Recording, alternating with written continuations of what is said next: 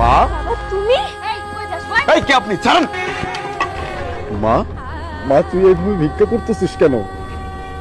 ভিক্ষা করবো না তো কি করবো? আমার মাই তো আমার এই যে মহিলার কাছে পাঠাইছে 500 টাকা করে নেন প্রতিদিন।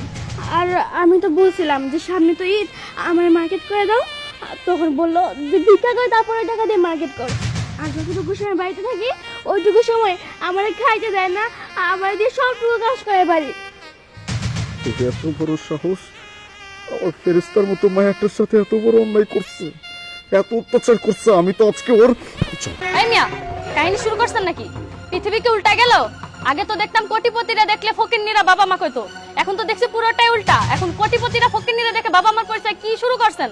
শোনেন ভাই, আপনি এখানে ক্যাসাল না করে চলে যান। ওকে আমি 500 টাকা দিয়ে ভাড়া করে আনছি। 500 টাকা কিন্তু আমার এখনো উসুল হয় নাই। এই কি শুরু করছেন? হ্যাঁ, ভিক্ষাটাকে একটা বিজনেস বানাইছেন আপনারা। আমার মেয়েকে দিয়ে বিজনেস করতেছেন, টাকা লাগবে আপনার, তাই না? আমার মেয়েকে 500 টাকা দিয়ে নিয়ে আসছেন। এই নিন টাকা, চল মা।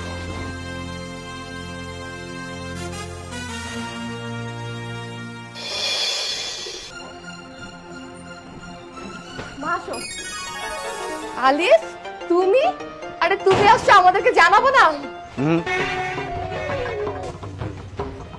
আমার মেয়ে কোথায়? আচ্ছা, তুমি তো মাত্র আসছো, রেস্ট নাও, তারপর তোমাকে সবকিছু বলছি। আমি জিজ্ঞেস করছি খেয়া কোথায়। দেখো আলিফ, শুধু শুধু মাথা গরম করো না। এতদিন পর আসছো, একটাবার ফোন দিয়ে জানাও নাই, আর তার মধ্যে এখন এসে মেয়েকে নিয়ে কথা বলতেছো কেন? আমাকে নিয়ে কথা বলা যায় না? সুমাইয়া, তুমি কি আমার কথা শুনতে পাওনি? আমি জিজ্ঞেস করছি আমার মেয়ে খেয়া কোথায়। খেয়া খেয়া আছে, বাইরে খেলতে গেছে, খেয়ে একটু পর চলে আসবে। তুমি আসো, ভিতরে আসো। আমি জিজ্ঞেস করছি আমার মেয়ে কোথায়। আসলে আলিফ, যেটা সত্যি কথা সেটাই তোমাকে বলি, তোমার কাছ থেকে লুকায় আর কোনো লাভ নাই। আসলে তোমার মেয়ে না অনেক বেয়াদব, বুঝছো? কথায় কথায় তর্ক করে, আর আমাকে তো কখনো মা বলে ডাকেই না। আমার মার সাথে, আমার বাবার সাথে প্রতিনিয়ত খারাপ আচরণ করে।